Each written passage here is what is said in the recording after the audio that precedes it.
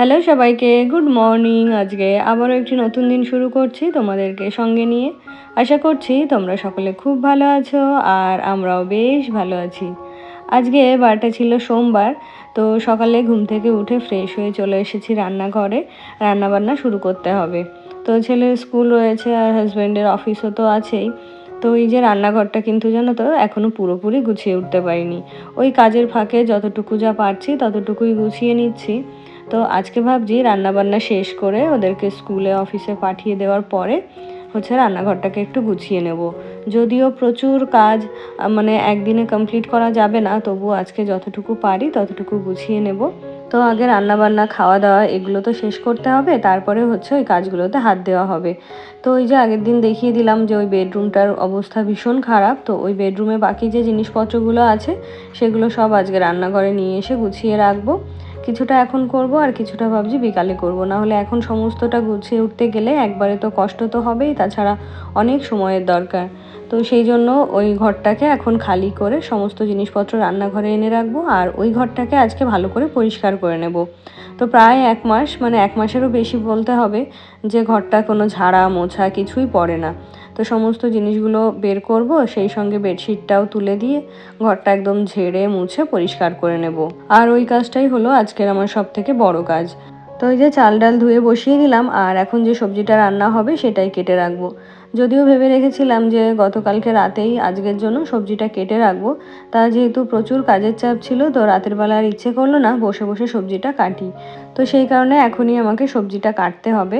তো সমস্ত কিছু গুছিয়ে ওঠার পরে ভাবছি সাপ্তাহিক যে সবজি বাজারটা আসে সেগুলো কোনো একটা দিন সময় করে বসে একদম কেটে বেছে একবারেই ফ্রিজে গুছিয়ে রাখবো। নাহলে যেহেতু প্রত্যেক দিন সকালেই আমাকে রান্না করতে আসতে হয়, তো সেই সময় ভাবনা চিন্তা করতে গিয়ে বা সবজি কাটতে গিয়ে না অনেকটা সময় নষ্ট হয়ে যায় যে কী দিয়ে কী রান্না করব, তো এটা ভাবতেই অনেকটা সময় বেরিয়ে যায়। তাই ভেবেছি এখন থেকে যখনই বাজার আসুক 2-1 দিনের জন্য হলেও সবজিটা কেটে রাখবো। তো দেখো গতকালকে বাজার থেকে একটা লাউ এনেছিল, তো এই লাউটা আজকেই রান্না করে নেব। না হলে দেখবে লাউটা পুরনো হয়ে গেলে বা শুকিয়ে গেলে ভালো সেদ্ধ হতে চায় না। তো সেই জন্য এই লাউ বলো চাল কুমড়ো বলো একটু আগে আগেই খেয়ে নিতে হয়, না হলে রেখে দিলে শুকিয়ে গেলে ওটা সেদ্ধ হতে চায় না। তো লাউটা তো ওদিকে কুচিয়ে কেটে নিয়েছি আর আজকে ভাবছি লাউটা একটু বড়ি দিয়ে রান্না করব। ওই যে ডালের বড়ি আমার খুব বেশি ভালো না লাগলেও ওই মোটামুটি খায় আর কি।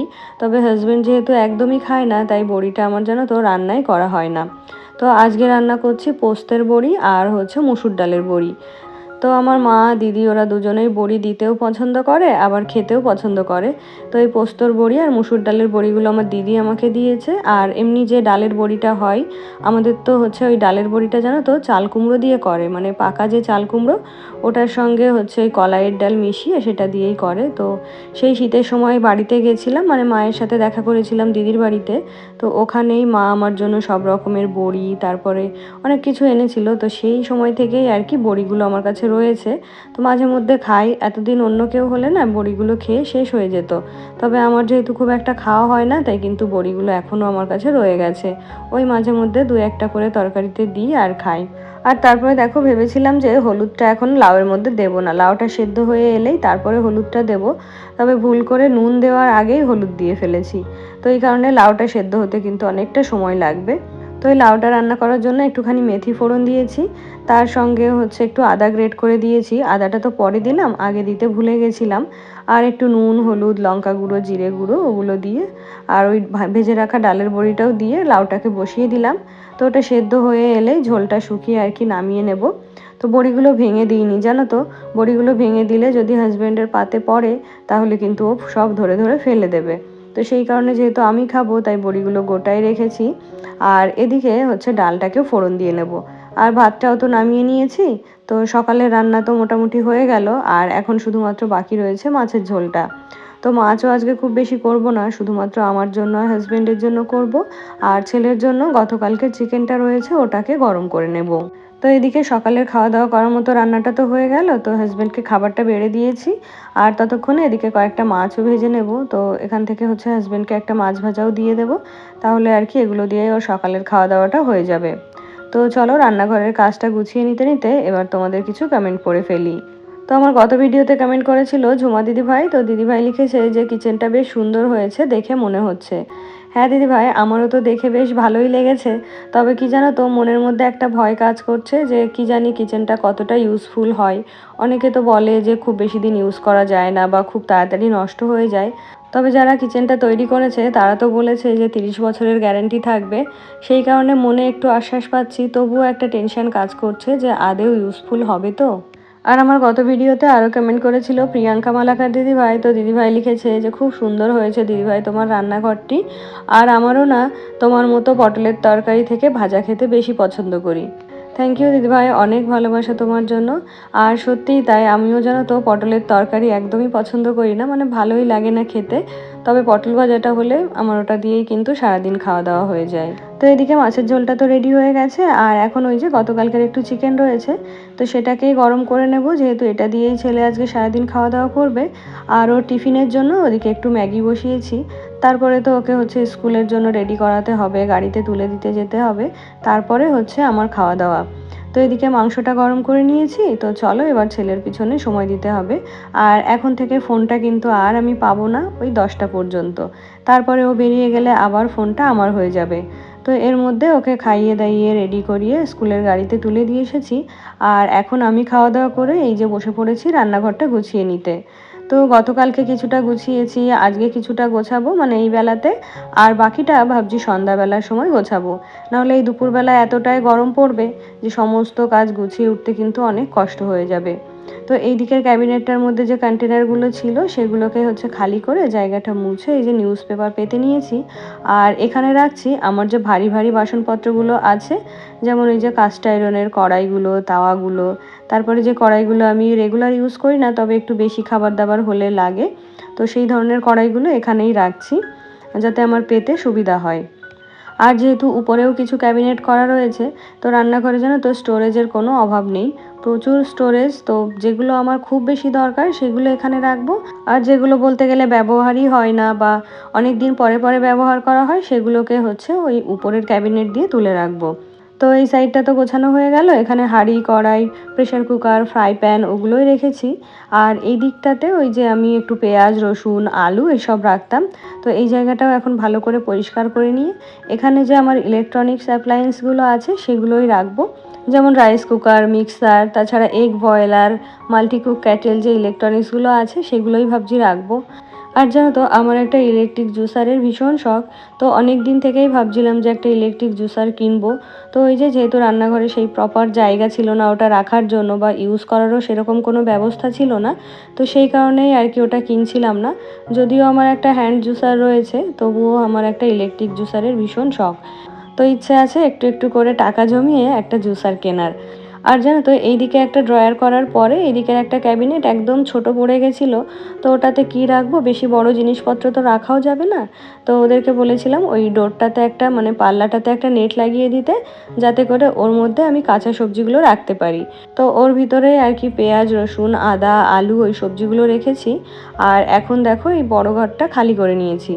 তো কিছু জিনিস তো রান্নাঘরে মানে গুছিয়ে রেখেছি, আর কিছু জিনিস এমনিই রাখা আছে, ওগুলোকে ভাবছি ওই সন্ধ্যাবেলায় গুছিয়ে নেব। আর ওই যে আমরা যে ঘুরতে গেছিলাম, তো এই ঘরে এতটাই জায়গা কম ছিল যে এই আলমারিটা খুলে যে ট্রলি ব্যাগগুলোর মধ্যে তুলে রাখবো সেটা আর করা হচ্ছিল না। তাই আজকে ট্রলি ব্যাগগুলোও তুলে রাখলাম। আর এই যে প্রায় 1 মাস পরে জানলাগুলো খুলছি, তো টিকটিকিতে পটি করে মানে ঘরের এই খাটের চারপাশটা একদম ভর্তি করে রেখেছে।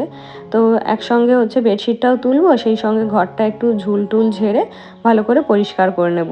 তারপরে আজকে আবার ঘরটা না মুছলেও নয়, প্রায় সপ্তাহখানেক হলো কোনো ঘরই আমার মোছা হয় না, মানে মুছে রাখতেই পারি না, মোছার সাথে সাথেই নোংরা হয়ে যায়। তাই ভেবেছিলাম যে একবারে কাজ কমপ্লিট হয়ে যাওয়ার পরেই হচ্ছে ঘরটা মুছবো। আর তারপরে আমার গত ভিডিওতে কমেন্ট করেছিল ভারতী দিদি ভাই, তো দিদি ভাই লিখেছে দারুণ দারুণ ভীষণ সুন্দর হয়েছে তোমার রান্নাঘর, অসাধারণ। তার সঙ্গে আজকের ভিডিওটা ভালো লাগলো, খুব সুন্দর হয়েছে চিকেন রান্না, শিলে বাটা মশলা আলাদাই টেস্ট হয়। অনেক অনেক শুভেচ্ছা ও ভালোবাসা রইল মিষ্টি বোন। থ্যাংক ইউ দিদিভাই, তোমার জন্য অনেক ভালোবাসা রইল। আর খুব ভালো লাগলো জেনে যে আমার রান্নাঘরটা তোমার পছন্দ হয়েছে। তো কি বলতো, কার্পেন্টাররা কাজ করে ঠিকই, তবে সমস্ত প্ল্যান তো আমাদেরই ছিল কোথায় কি হবে কি না হবে। তো সেই জন্য যদি তোমাদের ভালো লেগে থাকে বা তোমরা যদি কেউ অ্যাপ্রিসিয়েট করো তাহলে কিন্তু বেশ ভালোই লাগে। তারপরে ঘরদোর পরিষ্কার করে সমস্ত ঘর বাড়ি মুছে দুপুরবেলা খাওয়া দাওয়া করে একটু ঘুমিয়েছিলাম। আর এখন ওই যে সন্ধ্যা দিয়ে এলাম, আর ছেলেকে হচ্ছে পড়াতে এসেছে, তো ওর টিউটরের জন্য এখন একটু চা তৈরি করে নেব। আর এখনই ভাবছি রান্নাঘরটাকে একটু গুছিয়ে নেব, যেহেতু এখনও রাতের খাওয়া দাওয়া রয়েছে, তারপরে খাওয়া দাওয়া মানে খাবার দাবার গরম করতে হবে। তো এখন যদি রান্নাঘরটা গুছিয়ে না নিয়ে জিনিসপত্রগুলো সরিয়ে না রাখি, তাহলে রান্নাঘরে এসে কাজই করতে পারবো না। তো সেই জন্য একটুখানি জায়গা করে টিউটরকে একটু চা আর জল দিয়ে এলাম। আর এখন এই যে ক্যাবিনেটগুলো গুছিয়ে নিচ্ছি। তো ওই যে বললাম না, একটা দিকে শেলফ এখনও রেডি হয়নি, তো ওই সাইডটা তো পুরোপুরি গোছাতে পারবো না। তবে এই সাইডটা যেহেতু পুরোপুরি রেডি হয়ে গেছে, তাই ভাবছি এই সাইডটাকে আগে গুছিয়ে নিই। আর কার্লি টেলস থেকে বোন লিখেছে যে ওমা দিদি কি সুন্দর হয়েছে গো। থ্যাংক ইউ বোন, অনেক ভালোবাসা রইলো তোমার জন্য। আর তোমাদের যে আমার রান্নাঘরটা ভালো লেগেছে, এই জন্য আমারও খুব ভালো লাগছে গো। আর তারপরে আমার গত ভিডিওতে আরও কমেন্ট করেছিল ঝর্ণা জিনিস থেকে দিদিভাই, তো দিদিভাই লিখেছে যে দারুণ হয়েছে বোন, আমাদেরও মডুলার কিচেনের কাজ হচ্ছে, ভীষণ খাটুনি গো, ঠিক করে ভিডিও দেখতে পারছি না। থ্যাংক ইউ দিদিভাই, তুমি যে সময় করে দেখেছো এটাই আমার কাছে অনেক। আর সত্যিই তাই, আমাদেরও তো এই যে 1 মাস ধরে কাজ হলো, তো আমি বুঝতে পারছি যে কতটা পরিশ্রম হয় বা কতটা হেডেক থাকে। আর যদিও আমার রান্নাঘরে মানে খুব বেশি কাজ নেই, অনেকে দেখেছি অনেক বড় বড় রান্নাঘর হয়, তো কাজের পরিমাণটাও বেশি থাকে। তো তোমার সমস্ত কাজ কমপ্লিট হোক, তুমি সমস্ত কিছু গুছিয়ে ওঠো, তারপরে সময় করে আমার ভিডিও দেখো। তো ওদিকে ক্যাবিনেটগুলো তো সব গুছিয়ে নিয়েছি, কাচের জিনিসগুলোও সব গোছানো হয়ে গেছে। আর এদিকেও বড় বড় দুটো ড্রয়ার করা হয়েছিল, এগুলো আমি একটু গ্রসারি রাখার জন্যই বলেছিলাম, মানে প্যান্ট্রি টাইপের করতে চেয়েছিলাম। তবে আমার রান্নাঘরে যেহেতু খুব বেশি জায়গা নেই, তো লম্বা যে প্যান্ট্রিগুলো হয় না, ওগুলো আমি করতে পারিনি। আজকে তবে এখানেই শেষ করছি, দেখা হচ্ছে নেক্সট ব্লগে, টাটা।